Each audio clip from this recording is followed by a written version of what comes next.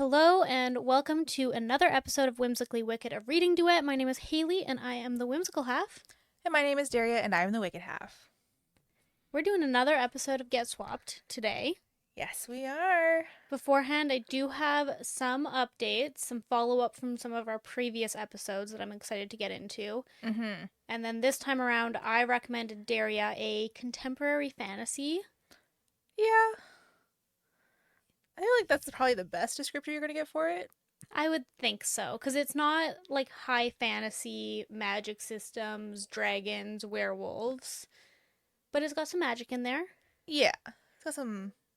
That's not what happens in real life moments. A few. Yeah. So I recommended Daria, one of my sort of favorite books, but also there was some things that I didn't like about it too. I recommended to her An Invisible Life of Addie LaRue by V.E. Schwab. Yes. Very Sure exciting. did. And we'll dive into that in a couple minutes here. Heck yes, we will. But first, couple of follow-up things from some previous episodes. So the first one is from our Mortal Instruments episode. So we discovered that The Mortal Instruments was based on a fan fiction written by Cassandra Clare, Mm-hmm. and we posted about it. And it turns out that is not the only fan fiction she wrote or what inspired The Mortal Instruments. There was more. Yes. We just read the one that was its namesake, not necessarily its content sake. Yes, and that was Which there was still crossover. there was definitely still crossover. Like, I get not wanting it to be that one that you're like, yeah, this is the one that truly inspired the Mortal Instruments, because, like, incest fanfic's a whole thing, which you still carried over to the book. But I can see, like, the wider story and concepts coming from somewhere else, I guess, Yeah. which is fair. Yeah. So it was from a trilogy of Draco fan fiction. So there's three of them. So the Draco trilogy, there is Draco Dormiens, Draco Sinister, and Draco Veritas. Okay. And it seems that each of them are a little bit different. And I don't really know. I haven't read them yet. Yeah, I remember seeing in our TikTok comments that that was like a whole thing, and I was like, this is really cool. I want to read them. And then life has had other plans. Yes, but the bigger thing that came out of it, because Cassandra Clare, she wrote it under Claire, Claire, and when she published, she got rid of the I so that it was like different because there was a whole scandal that came out about plagiarism. And Mm. basically, the reports and like the news stories and things like that say that she plagiarized them from Buffy the Vampire Slayer and Babylon 5, and that there were a number of things that like crossed over and like lines that she took from word for word. Oh, okay. So we're crossing out of like appreciation into appropriation of content. Yes. So let me just read. This is like, there's a whole evidence overview. Like, people have dived into this. Oh, wow. Okay. Mm-hmm. So it was taken from Pamela Dean's The Hidden Land, which is the second book of her Secret Country trilogy. And the chapter's original disclaimer read, "Credit for the inspiration for this conception of the wizarding afterlife goes to a book called The Secret Country. Alas, I no longer recall who wrote it." She gave credit of inspiration Okay. of the chapter. So here is what was said in the book, The Secret Country. Ted opened his eyes, or thought he did. He could not see anything with them, not blackness, not anything. The one that she had written in the fan fiction, Draco opened his eyes, or thought he did. He could not see anything with them, not blackness, not anything. And then it keeps going and it says, Randolph, he tried to say, but he had nothing to say it with. It was like dreaming and knowing you were dreaming. Harry, he tried to say, but he had nothing to say it with. No throat, no voice. It was like dreaming and knowing he was dreaming, but not being able to wake himself up. Interesting. This was only in the fan fiction, though. Only in the fan fiction. I personally have no moral qualms with that. You're not making a profit off of it. You're writing for fun. You're doing an interesting mashup of like stuff. That's fine. I think if it made it into the published work, then that's a problem. Exactly. So there's a bunch of controversy on it for that exact reason. Because to what I've seen, and again, I could be wrong. Like if anybody has anything, send it over. But it was only in the fan fiction that was heavily plagiarized, and that's what she tried to like wipe off the face of the planet. And then she created the mortal instruments from this. Got it. I don't have immediate red flags for that personally. It might be worth it to read them. Yeah, I'm kind of curious. Just because, like, let's be real here. We didn't necessarily touch on this during the episode. I had it in my notes, but we didn't really get there. It was like Star Wars is, as admitted by George Lucas, heavily inspired, if not a fun warped copy of Dune. Exactly. Um, and no one really seems to be that upset Nobody that I know. about that. No one I've ever seen has been like, "How dare he? Star Wars shouldn't exist, or it shouldn't be what it is because it's a ripoff of Dune." Right. Um, so I feel like this kind of falls in that, where I'm like, it's less blatant than that, and that is a multi-billion-dollar franchise on both ends at this point. Yes. So I still feel like that's fine. So long as it didn't make it into the published work, you can be inspired by, but not necessarily 100% copy something. Yeah, when I was kind of looking into this, because people have been really, really upset about it, fan fiction itself is plagiarized to some extent. You're Yeah, taking stories that already exist and you're taking the characters and you're rewriting the stories, or you're bringing them into a different setting and things like that. Like, it's kind of a line that's really blurred. yeah. And I think in fan fiction, it doesn't need to be a line that we hold authors to in that Agreed. space because, like, again, they're not making money off it. They're having a fun time. They're honing their craft. Hmm. They're learning how to become more accomplished writers. And yeah, so I'm like, as an artist, I copy paintings all the time to learn Yeah. styles and how to do something. And then I'll take that and apply it to my own idea and work. But I don't think I'm copying someone because I reproduce their painting to learn how to do it. And we've gotten into this discussion before, because if you're in sci fi, fantasy, even like romance book tropes, the reality is, in this day and age, there is very, very little that is original. Anything that people write fantasy is going to be inspired by Lord of the Rings. Anything sci fi is going to be inspired by Dune and Star Wars, which was inspired by Dune, Yeah. basically copy and pasted. Like, then you have all of these tropes in romance books. It's like friends to lovers, enemies to lovers, fake dating, all of this stuff. Like, they kind of often end up being the same story in different fonts with different characters and different settings. Yeah. And that's what a lot of people want. Like I personally am the kind of person who reads a bunch of books in the exact same format Mm-hmm. over a period of time. Like I will just read 30 hockey romances because that's what I feel like reading at that time. Then I'll switch and then I'll read a bunch of academy romances because that's what I want. Yeah. And I would rather they all stayed pretty similar because that's I try to recreate a vibe. Yeah. I think the thing that I can understand that people were upset about in this scenario is that she kind of downgraded how much she was inspired by it. Like, Oh. in the disclaimer, like, say, hey, I took lines from these books, or I really like the way that it fit in with my story, and these are where I took them from. Because the reality of fan fiction, like, you can't prosecute anybody for posting on the internet. No, otherwise Like, we'd all be screwed. right? It's fan fiction. You can't pay for it. You can't buy and sell it. I think there is a social responsibility to give credit where credit is due. And maybe she didn't do that in the most accurate way, but at least she did it. Yeah, like she quoted the book. She didn't even remember the name of the author. Hmm. So, like I wouldn't expect her to be like, "This is the page I got this from." Yeah. It sounds like from the way she credited it, she had several lines that stuck with her Right. and then took them into her own fanfic writing. For all of the information that I have, it seems like a silly thing to force somebody to basically wipe the whole internet of their work Yeah. Cuz for making maybe a few mistakes. and finding those things is not necessarily easy. Dude, do you know how niche you have to be in order to be able to find like line for line words from Buffy the Vampire Slayer in a Draco trilogy that's fan fiction based off the Harry Potter series. Like, dude, they went in. Yeah, and like as someone who's consumed all of these more than once, I don't think I could tell if you pulled the line from Buffy. I definitely Personally, could. and I've watched that show at least 3 or 4 times. Yeah. Ooh, babe, this is good coffee. You're welcome. Thank you. You know what? Instant coffee deserves more credit because, Normally I would disagree with you, but it's good.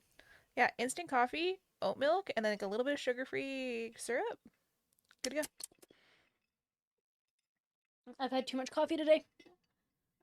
Yeah, I don't see the biggest issue based on that. If it made it into the published work though, Yeah, that's the issue, and I'm going to be so real with you. I am not about to do that much research on this. I don't care about it that much. no. Well, even as someone who had to write a lot, just so many research papers, like all all I did was paraphrase things other people said in different words to convey the literal exact same sentence. Exactly. And that wasn't considered plagiarism because I never got Because you written up. said it in your own words. Yeah, which was just worse than the people who got published saying it. Yep. Okay, and then the second thing I follow up is from our Love Hypothesis episode. So, one of our biggest criticisms during that episode was that we did not get Adam's POV or Ben Solo and the fanfiction's POV. It was only the female lead's point of view in the actual book that came from the fanfiction. Somebody commented on one of our videos saying there's actually a bonus chapter from Adam's perspective. Mm-hmm.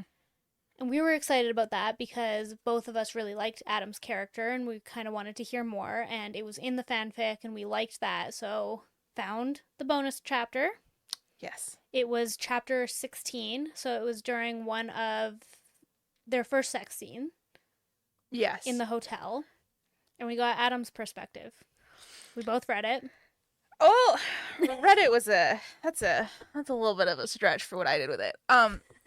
Of all of the potential scenes that could have been made into a bonus chapter, I could have lived without that one. Me too. I didn't like their sex scene. Yeah, the smut in that book is not good. In as a connoisseur of the smut, it was not good. Was that their only sex scene? I already forget. This was like 2 weeks ago. I feel like there was one more. I think there had to have been one more. I don't know that there was. Was that the only one? I feel like my brain just scrubbed that book from existence to make room for other things. It was literally like 9 days ago. I know. Less than. I don't remember. I'm gonna be honest. Was I happy that Adam got his moment? Sure. Could it have been, I don't know, that moment when he saw her in the bathroom for the first time? Right? Or when she kissed him in the hallway? Or when he found out about Tom? Like, literally any other scene than that. I would have really liked it if it was when he found out about Tom in the restaurant. Yeah. That would have been way better. Because I was like, I didn't need to read this shitty sweat scene from another angle. That didn't make it better. What was interesting though, because one of the things that we did talk about is that they completely removed her version of the dub con that was in the fanfic. And I will say that this bonus chapter did give me more of the fanfic vibes than the rest of the book did. Yes, this did feel like she pulled it. Because I believe, wasn't the sex scene in the fanfic from his POV? Oh, dude, I don't know. I don't remember. It kind of feels like it was because when I was reading the chapter, I was like, this is very familiar. Yeah. But I think it was familiar because they used a lot of the same verbiage. Like when he had said in the book that green is his new favorite color, they also said it in the bonus chapter. Like it wasn't a net new chapter. It was basically the same dialogue just with his internal thoughts. Yeah, there wasn't that many changes to it. Yeah. Huh. Yeah, dual POV books are for the win, and that is my stance on that. It should have been dual POV from the beginning. I feel like that would have made that book a lot better. Because I think the reason it wasn't was because she almost wanted it to be a surprise when, like, you found out that he loved her the whole time, but you fucking knew. Yeah, because he said it in every way except for the love word. Oh my god, I'm still not over the fact that that book should have just been over after the sex scene. He literally told her.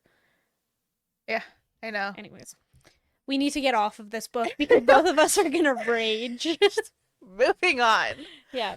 Um, that's all of the follow up I have from the last few episodes. So we can get into another episode of Get Swapped, Invisible Life of Addie LaRue. Quick summary of this book. I have had to summarize this to multiple people who do not read this book or this kind of book. But The Invisible Life of Addie LaRue is the story of a woman who's trying to escape circumstance. She is about to be married off to a man who is like double her age, who's just looking for a woman to look after his kids in like France 300 years ago. Almost feudal France, I would say. Yeah. And in order to get out of this deal, she makes a deal with the darkness, or in for all intents and purposes, the devil. And in that deal, she basically says she wants to live life free, she wants to live life on her own terms, and she wants to live like unencumbered by expectations. And as what happens when you make a deal with the devil, that does not turn out the way you expect it to. So for Addie, what that means is that she can leave no impact on the world of any kind. So if someone sees her and they look away, they forget she exists. If she breaks something, it will knit itself back together. Like she cannot write anything down, and she also can't tell anyone her name throughout the book. And that all changes one day when she walks into a bookstore in New York City and some dude remembers her. Yes. And she's immortal with this Yes, curse. she's also immortal, so she lives forever without being able to make an impact on the world. Yeah. And the way that it's been a while for me, but she basically goes into this bookstore and like the reality is if you can't make an impact on the world, you also like can't have a normal life. You can't have a job because people will forget you exist, and you can't do anything that's somewhat permanent, so you have to figure out other ways of living in the world. So she goes into a bookstore and she steals a book expecting No one to notice. no one to notice. And the next day she goes back to the bookstore after she's stolen this book, and this man just watched her walk out with it, and he's like, dude, you stole a book yesterday. And she's like, what? Yeah. And then she goes from there. And like really cool concept. I've read more or other books by V. Schwab. V.E. Schwab. Yeah, I've read her I forget the title of it already, but her the Monster series with the music and the duet. It was a duet from 2016. I read it in 2016. So granted, I haven't read one of her books in over 8 years at this point. Mm-hmm. But this is really reminiscent of that one, and like her style hasn't changed a lot in my opinion. When did this book come out, though? 2020. 2020. Yeah, so you would think that after 4 years, there would be some growth. Yeah, I feel like her style, it's very limerick. It's very. I had to do this via audio, I knew that much. Mostly because I don't remember a single thing that happened in that other book, which means it probably wasn't a style that wouldn't stick in my brain. So I did do audiobook for this one, which wasn't bad. I liked the audiobook. Spoiler free, what did you think about it overall? I had some issues with this one. I disliked Addie's character throughout the book. I found her to be, what was it here? My exact quote is she has way too much hubris. Ooh, yeah. She thinks she's a lot smarter than Mm-hmm. she is, and it kind of goes to that like you can live for 300 years and still not be fucking humbled apparently, despite the fact that you should have been Right. multiple times. Like she even talks about situations that you think she'd like grow. So I kind of wonder if part of the curse for her too is the fact that she can't take anything out with her either.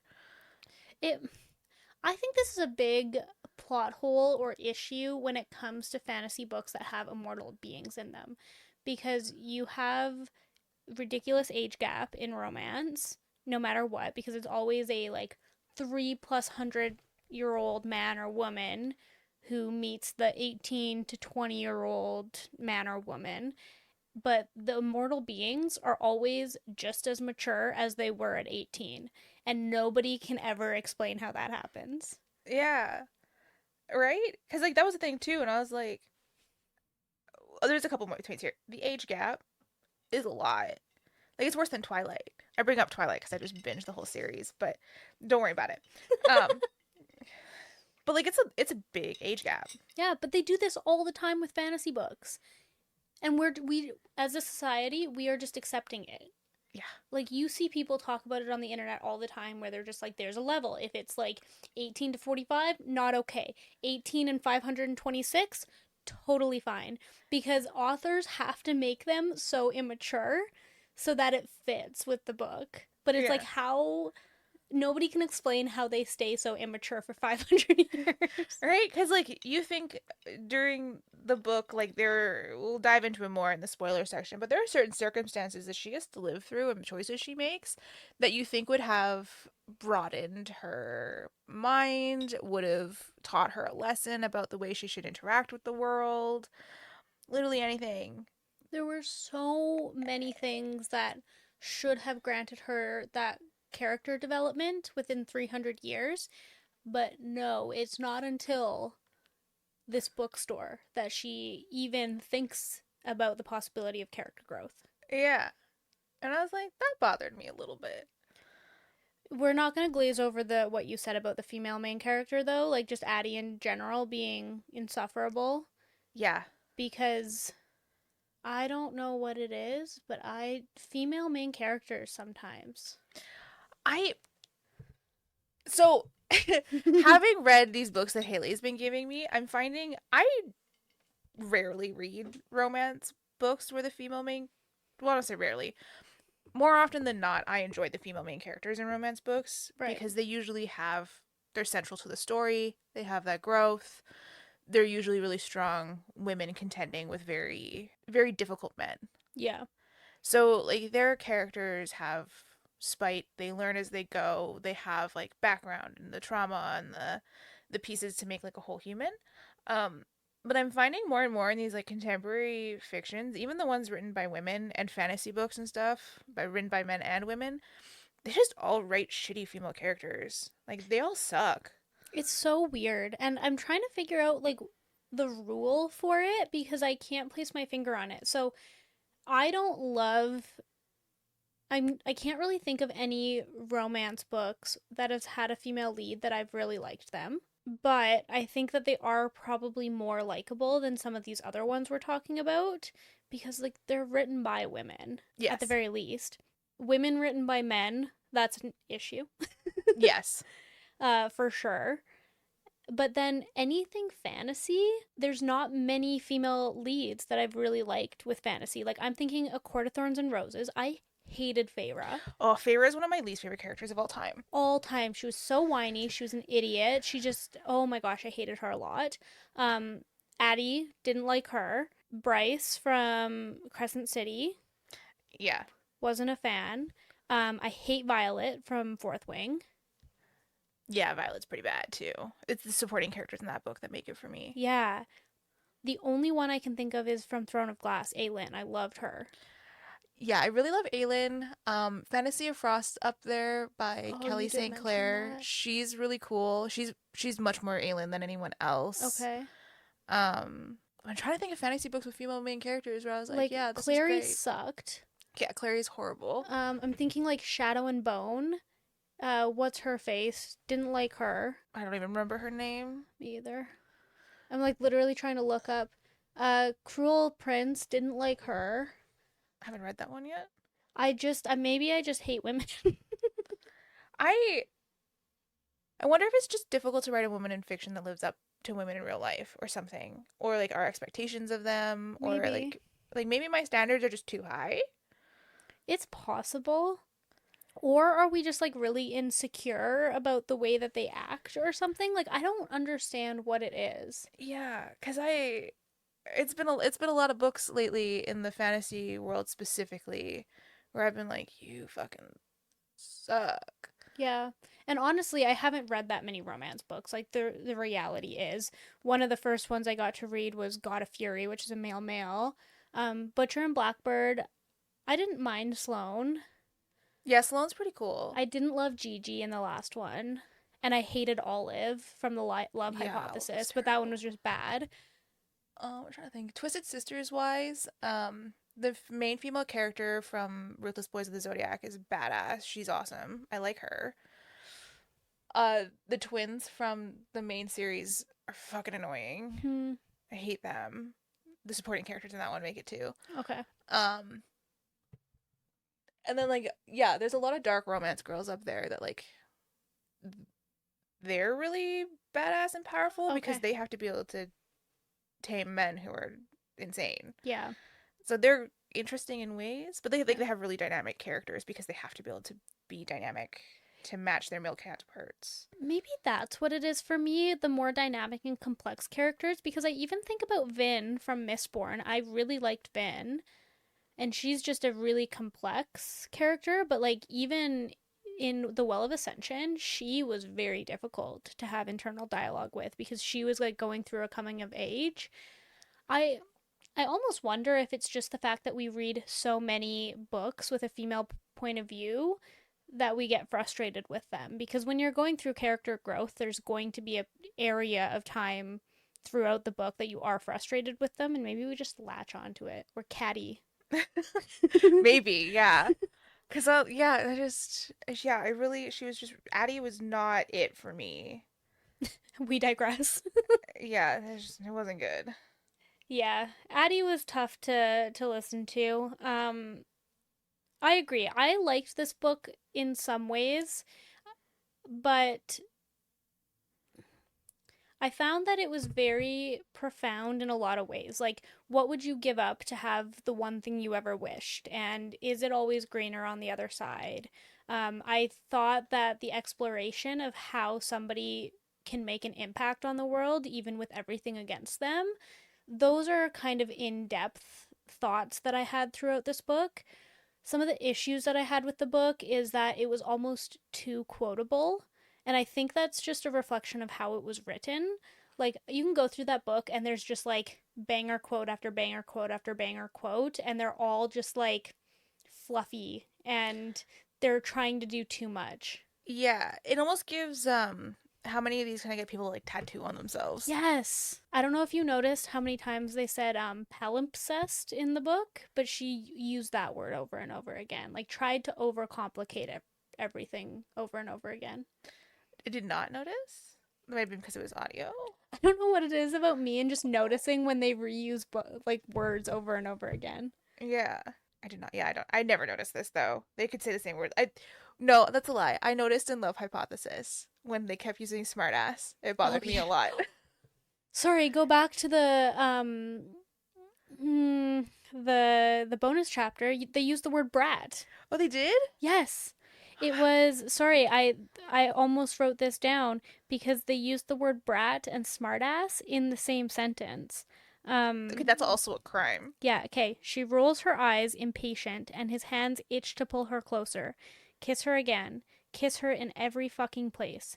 She's a brat, an incessant outraged smartass, and he has to clench his fist to avoid reaching for her.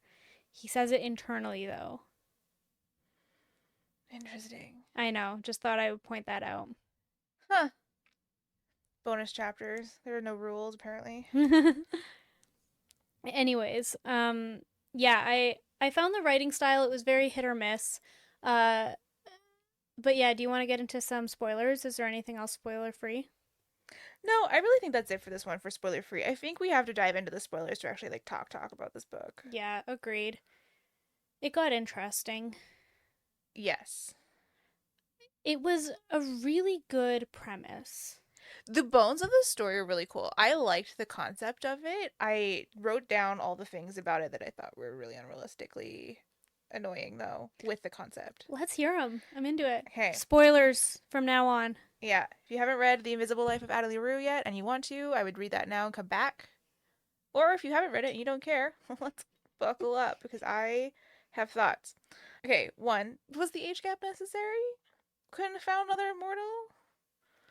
It was weird. Like, I understand his curse was the time thing, Mm-hmm. but like, I don't know. See, okay, so this is inherent bias in society and definitely in myself, where when it's the guy and the girl and there's that huge age gap, that's pretty normal to modern day dating. Like the guy is older than the woman? Yeah, Yeah.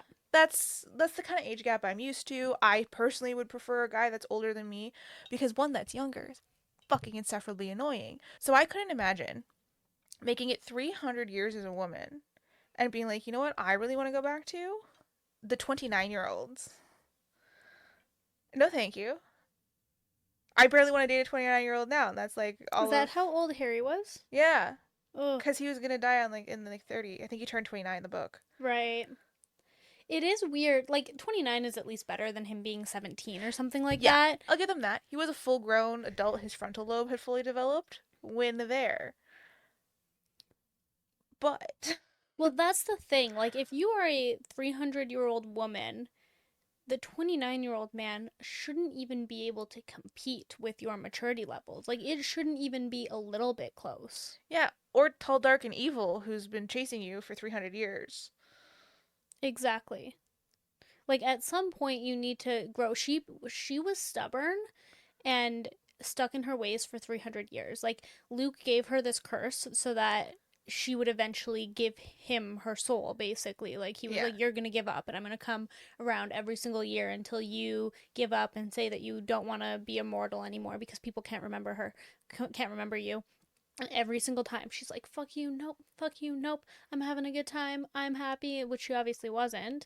Until 300 years later, when Harry shows up and she's just like, oh, this man, for the sole fact that he can see her and remember her. Sorry, um, but that's it. yeah. Like that's the only reason That, that anything changes. yeah, that's the reason she got with him, which I like. I was like, that's weird.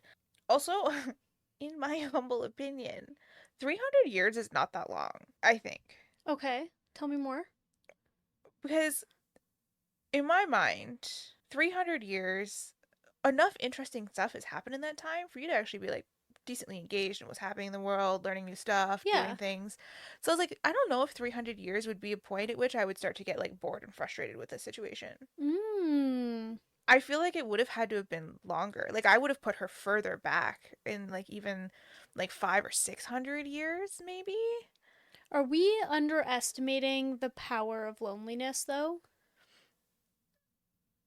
Like maybe. But like I'm just thinking purely as a book nerd that I am, 300 years is an awesome amount of time to consume literature. Like I have a 300 year, if I really wanted to, I could probably fill my TBR with enough stuff that would keep me entertained for that long. See, I think the point is the fact that she isn't able to develop any deep and meaningful relationships. Like if you're not able to do that, I personally feel that people's worth and happiness come from the people in your life. Like you can't have any of that for 300 years. I think that would totally be enough. I don't know. I think I would just be too entranced with what's happening in the world Maybe. watching it because like 300 years is the Roman Empire alone. That's true. Like, yeah, I It would just be you'd be able to keep things interesting. yeah, and you technically do have a relationship. You just are too stubborn to acknowledge it. Yeah, okay, yeah, she does have her connection. She's got Luke, And I who's obviously in love with her. yeah, who would have been willing to spend more time with her and do things if she just wasn't a stubborn bitch. I know. So yeah, that part bothered me too, where I was like, 300 years, like realistically, is not that long. Mhm. It's not that long. No. As someone who's studied history and archaeology, I was like, no shot would I be able to give up that soon. Because we're also like, as you get further, you're like, okay, well, we're on the cusp of like space travel.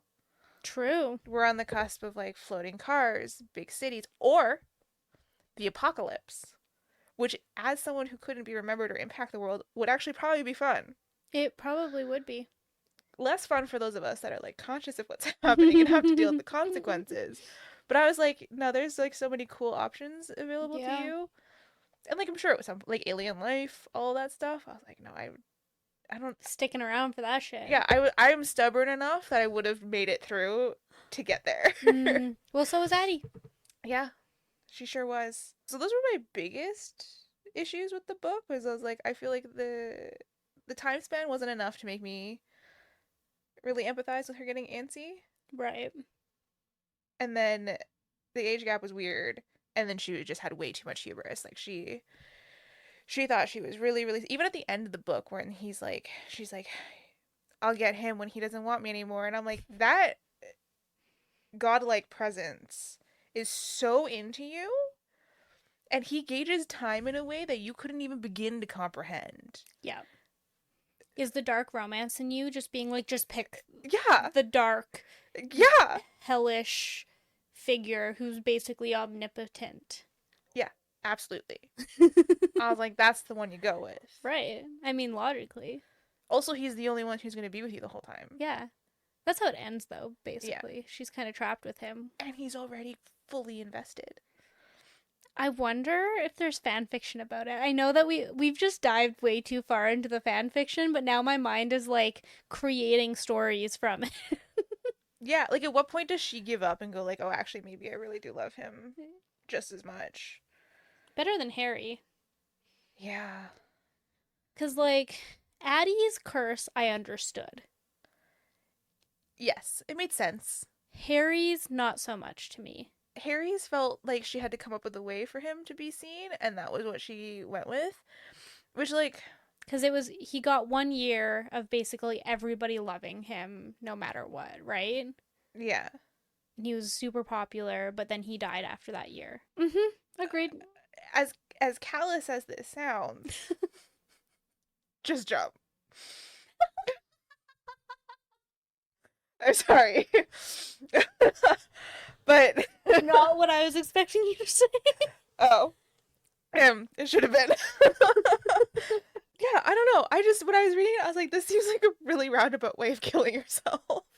It really is, though. Yeah, I was like, I feel like your life would have been way less terrible if you had died at the point of the deal instead of waiting a year realizing that no one likes you for who you are, which sounds horrible. And then getting some 300-year-old woman to sell her soul to save you because Yeah, you regretted it, because you made a stupid, impulsive decision. personally, what I've just jumped.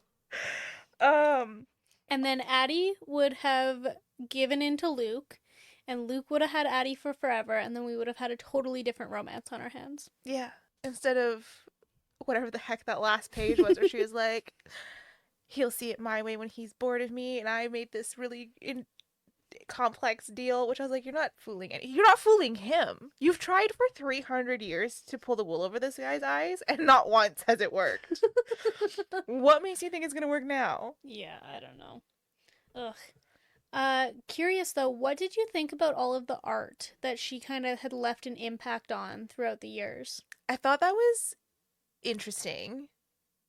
I am curious why he let the little constellations, because I was under the understanding that Luke let that be a thing that was available to the world. Like the freckles of the constellations? Yeah. Yeah, I don't know. Because I was like, it doesn't make sense that they would just be like a thing that was available to the world Yeah. to record from her. So I'm assuming Luke let them do that for like shits and giggles Yes. because he felt like it. Mm-hmm. And then so Or maybe it was an oversight. or yeah, Like maybe he didn't see it the same way. You haven't seen the art because you listened to the audiobook. yes. I brought the book. 1 second. They put art in the book. Oh, okay. Okay, so basically every single time that Addie left an imprint on something within art, they would have a like actual art piece that you could see. So the title of this piece is Revenir, and they're all like journals and stuff. So this is one of them. Okay. And then there was the one of the woman from that like art guy who she ended up sleeping with at that one night. That was like my favorite scene of the whole book. This one. Okay.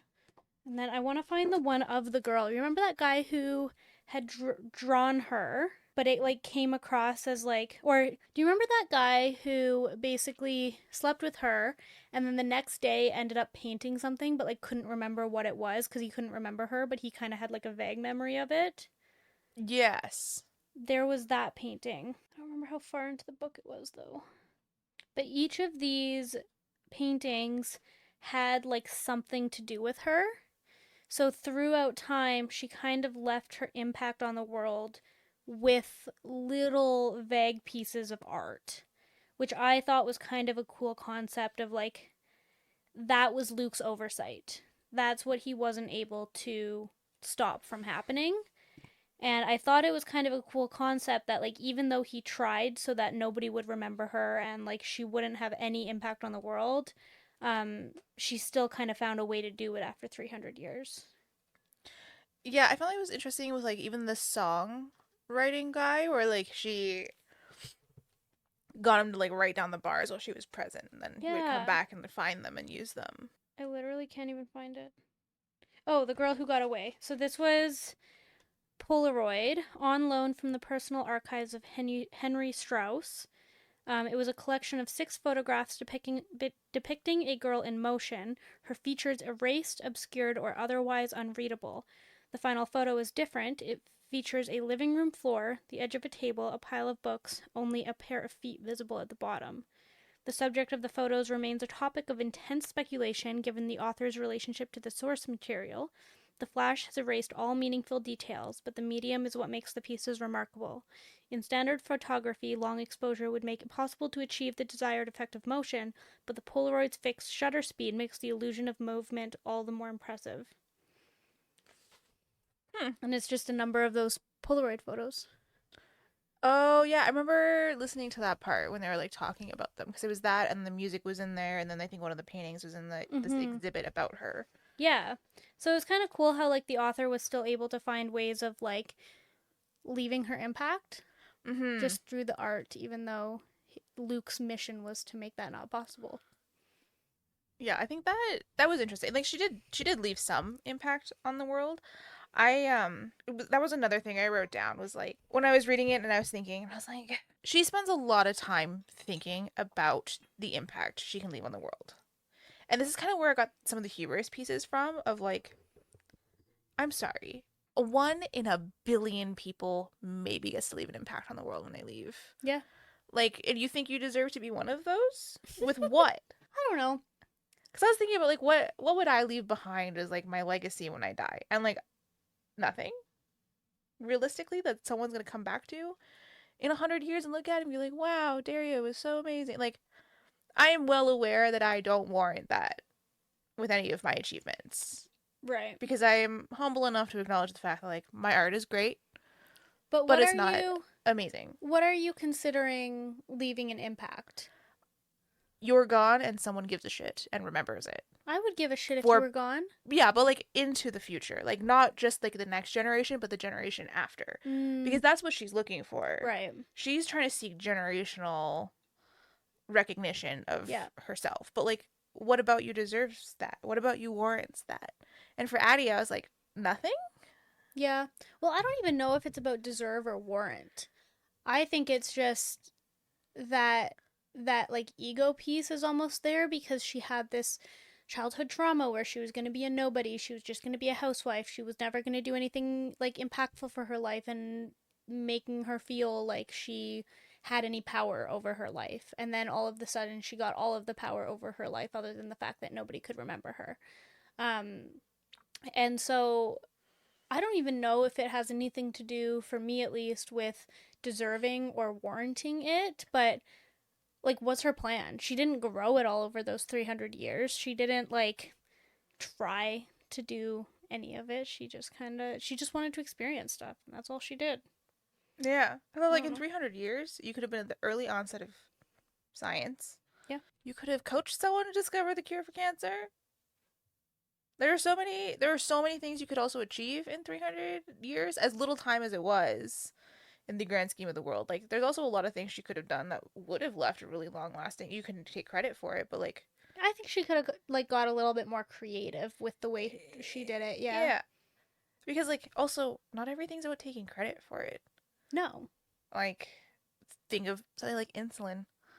The person who discovered that and the way it's currently manufactured took no credit for it. Like we know who did it, but like they don't make any money off of it. They sold No. that into like free.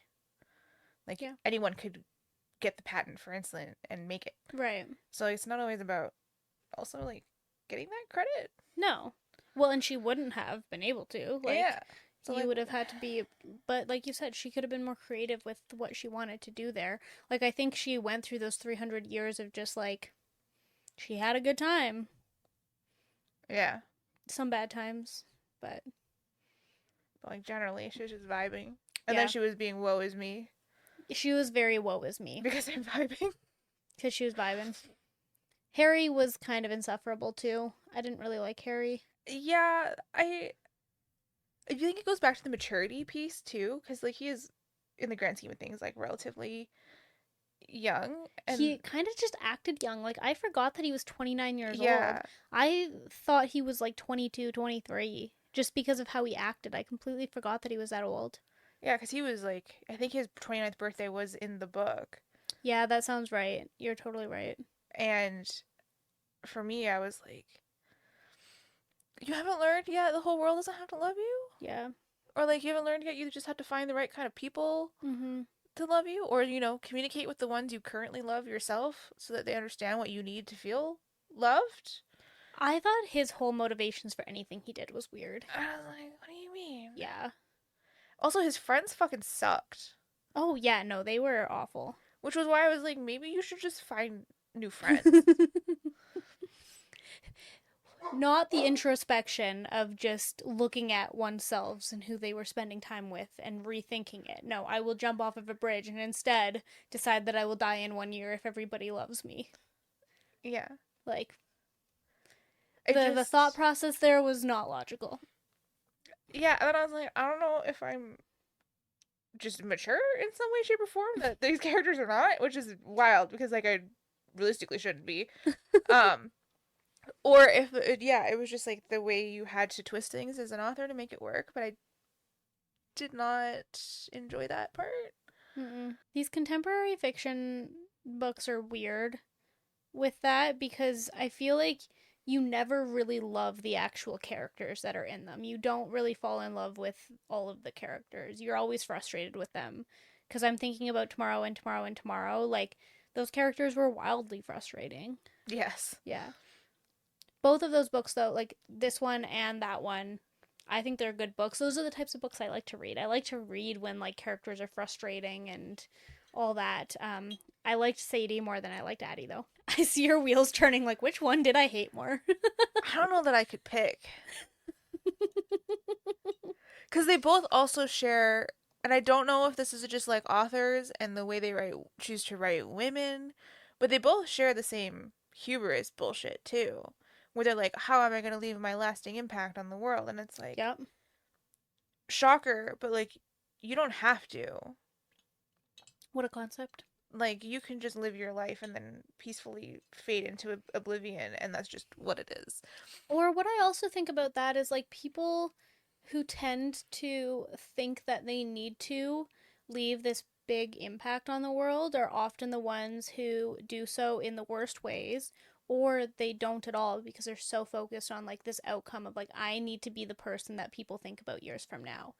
Whereas the people who are just like little things on a day to day basis, where they're just kind to another human being, or like they're a good manager and they make an impact on like that one person who was, like under their wing, or you become a mentor to one person, or you like say hi to somebody who is randomly having a bad day and ask them how they are. Like those little things, those people who are actually focused on just like making someone's day a little bit better or having those small impacts are often the ones that do the most, anyways. Yes, that is true.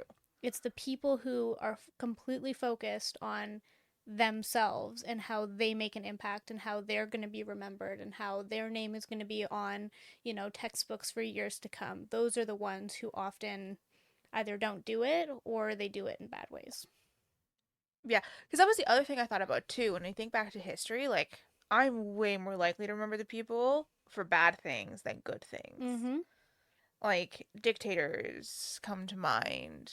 People who have done other harm are usually the ones that pop into my brain as like, oh yeah, that's the human that I remember from 2, 3, 4, 500 years ago. Yeah. Not so much the people that like did a good job because No.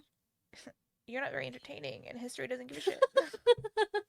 They're actually really boring. Yeah, realistically, you and all the other altruistic ones are gonna blend together as having done good things, sure, but like the dude who decided to drop nukes on Japan, little bit more memorable in a way than the people who cleaned up the aftermath. Exactly. Yeah. And that's just the way society works, unfortunately. And people have to sit back and make a decision on which one of those you're going to be. Like, some people just want to be remembered and they don't care how that happens because, like you said, a lot of the times from a societal standpoint, we will focus on the negative more than the positive. That's the way that things happen. Like when people do bad stuff or things that like are super toxic on social media, or like famous people does something bad, we tend to hyper focus on those things more so than the good things. If people are looking for fame or attraction, news stories, doing something bad is often going to get them there faster. Yeah. Like, I remember so many serial killers' names, Mm-hmm. and like maybe two FBI agents Yeah. that helped track them down. Yep. If that. I'd have to Google them. It's wild. But I could probably rattle off like 10 to 20 serial killers Yeah. on the spot. Yeah. Generally, making a positive impact on the world comes with less fame, I guess. Yeah. So then I was like, well, Addie, what's your plan here? Like, even if you were amazing, you still might not get the goal you have in mind, which is that lasting impact. Yeah. And if that's what you're worried about, or if that's the goal, then like, we don't like you. I did like Luke, though. I did really like Luke. You know, he was consistent. One of my favorite things from him was when Addie was like, "Well, what do you feel? Like, what do you think love is?" And then he proceeded to describe love, and she was like, "Fuck you." I know. She's like, you didn't give me the answer I wanted to hear. Yeah, I think that was one of my favorite Luke moments where he was like, "Wait, what?" And then I was like, "She doesn't deserve you. Go find someone else." Seriously, like what was his obsession with I her? don't understand that either. After a couple hundred years, just leave her be. She probably would have folded quicker if you just like didn't bother her. Yeah. Cuz then she would have been completely alone. You want to talk about loneliness? You were all she had. Stop bothering her. Yeah, she probably would have cracked She would have way cracked. sooner. Another thing about Addie's character that really I noticed with all the flashback scenes was she didn't actually move anywhere on her own. Luke always like redistributed Yes. her. And I was like, this just goes to being how stagnant of a human she was. She didn't do anything. And I think that's the hardest part about this book from just a whole generalistic standpoint, because it was so quotable. It was almost over quotable, where it was just she just plopped all of these seemingly profound thoughts everywhere throughout the book that they became not super profound. And then also you had a stagnant character who didn't really grow that much. Yeah.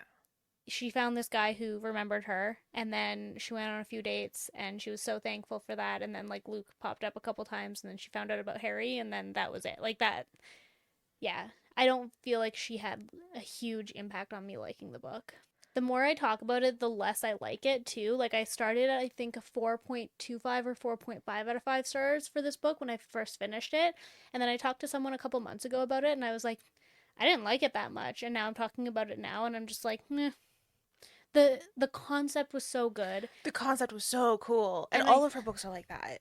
I think her execution was like just okay, but her character development needed to be better in order for it to get there.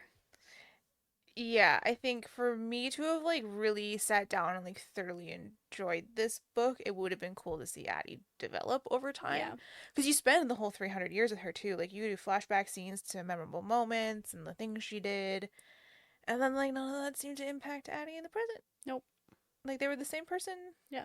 from day one Mm-hmm. to basically the end. And for somebody who went through so much adversity and hardship, like she was homeless, she was running away from people. She like it wasn't like her life was easy for those 300 years. Life isn't easy if people just forget about you the second that they see you. You would think that she would have overcome some of that character. Yeah. I don't know. Also, what I was thinking about when I was reading this, I read way too much dark romance. But I was like, she could have had such a fun vigilante era because she can't kill anyone. Like if she stabs someone, they wouldn't stay dead. But I'm sure she could like traumatize their brain enough to It, like stop them from doing weird shit. yeah, maybe it could have been a little bit more action packed or something. Yeah. Yeah, because like if she like hurt someone the second they forgot about her, it would heal. Or It if she broke things, they would fix. it would have been pretty cool to see the author explore the limitations of the magic system she created, because if the rule is that you can't make an impact, like what are the specifics of that? Okay, I can't kill someone. Can I hit them? Can I injure them? Can I like fuck with their brain chemistry? Like where Yeah. is the actual limitations of the magic?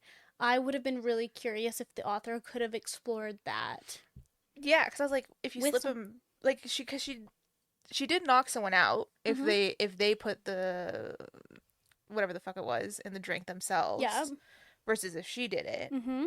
But like, could you even stab somebody and have them be impacted by being stabbed? I don't know, but I Mhm. definitely would have figured it out. That would have been very entertaining. Yeah, I would have liked to see that for sure. So I feel like it was a cool concept, underdeveloped. Yeah. What did you rate this book? I was gonna give it about a 3.5. Okay. Like I did enjoy it. Like it was really entertaining. I like the concept of the book. I just really hated Addie. Harry was whatever, or Henry. He was just there. Yeah. We really need to go on a search for female characters that we like. Yeah, because I'm excited for you to do Fantasy of Frost. Yes, I do have to do that one soon. I do really enjoy her. Um, but I'm trying to think like leading female characters that aren't dark romance. Because like Yeah. the main character from Mindfuck, she's a badass. She's a serial killer. Mm. And her MMC is an FBI agent. Ooh, that's cool. Um it's a dark romance in the respect that she's a serial killer. It's not a dark romance in any other ways. There's just lots of murder. Okay. Um I might like. no. Okay. I don't think so. I'd have to double check that. But I don't know that it was extremely smutty or anything. The main focus of this is her overcoming her trauma by murdering a whole bunch of people that Okay. most definitely deserve it. Right. But she was a cool female main character. She leads that. She's strong. I liked her. But I'm trying to think, and I like there's not a lot. Like Adeline's horrible, just horrible. Oh god, and you want me to read that one? That one's your maybe for Halloween. I'm trying to find something better. Uh, I'm right for spooky season. I do the female main character from Signs of Cupidity, whose name I can't remember right now, but by Raven Kennedy. I like her a lot too. She's a fun, quirky one Okay. where she's a little insane in like a fun, like I'm gonna jump off of this Right. kind of way. And her men are just a shit show and a half around her. Oh god. But in a fun way. Like that book's pretty light. But yeah, I can't. There's not a lot of female main characters, and I'm like, yeah, killing it. We could do like a ranking list at some point. Yeah, after all the get swaps, Yeah. do like a year in review. Yeah, that'd be fun. Rank the books too. Ooh. All right, well, I think that's all we have to say about this book now. Yeah, it's done. It's done. It was a middle of the road book for me. Yeah. Me too for that one. I thought it was like kind of a nice mixture between little bit of romance but fantasy, which you obviously like. Mm-hmm. And then into that contemporary. I expected you to like it more than Tomorrow and Tomorrow and Tomorrow. Did you? Yes. I think I Okay. rated Tomorrow like a 3 because I finished the book. Yeah. And usually if I finish the book, it gets around a 2.5 to a 3. Because I liked some parts of that, like the video gaming pieces were really interesting. Mhm. This one I really like the concept. I like that kind of like deal with the devil Yeah. trope is fun. Mhm. I really liked Luke Yeah. as a character. Couldn't remember any of the supporting characters' names. To be real with you, none of them. It wasn't terrible. It No. wasn't amazing. I would recommend it to people if that was their vibe. Especially if they were trying to get into fantasy for the first time. Yeah, Mhm. I feel like similar book to in some of the ideas that I would almost recommend to people is something like Parallel Behind Me by Aaron O'Rourke, which is like it's a romance, but it's like soulmates Oh, one where you like meet over time cool. things and you like vaguely remember each other, but like you're not really sure. Mhm. Stuff like that I feel like would also be really good if you're into that. This Yeah. might be something you like. Yeah, it was just okay. Yeah, it was a book. I read it. It's actually funny because we differ so much. If you really don't like it under 2.5, you're not finishing it. For me, at that point, I'm just here for the plot. Like Anybody who's reading books near me, probably including you, will just tell you that I'll complain about it for so long, and I kind of enjoy that aspect of it, so I'll finish it anyway. I've made a conscious decision, especially this year, now that I've started getting so far into reading and I have so many things I want to read. Mm-hmm. If I'm not like thoroughly enjoying a book, Yeah, I DNF them now. that's good. Just because I have like my TBR is 130 books. I So, removed 300 books from my TBR this year. whew, I gotta do that. Yeah, I groom mine every 6 months. If it's still on there after that and I'm not like super committed to it, I'll take it off and then like Oh, maybe it'll end up back on there later, maybe it won't.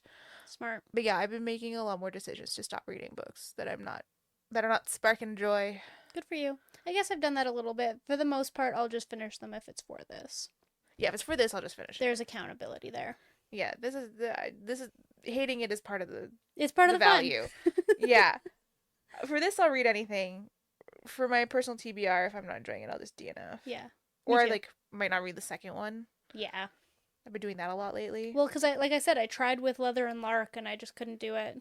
Yeah, which is fair. I still haven't read it, so That's surprising to me. I a bunch of other books and other series came out over the past three Mm. weeks, so they've been higher up on my list of like I really want to read them because they're continuations of stories instead of Oh that yeah, one, which is a standalone. yeah, So I was like, I need to know what happens next. yeah. That makes sense. All right. Well, thanks so much for coming to another episode of Whimsically Wicked. Give us a like, follow, subscribe. Means a ton to us. You can find me on Goodreads, Instagram, TikTok at Haley Johnson with a fancy little underscore at the end. And you can find me on all of those as Daria Can Read, all one word. Thank you, thank you. We will see you in a couple of weeks. Bye.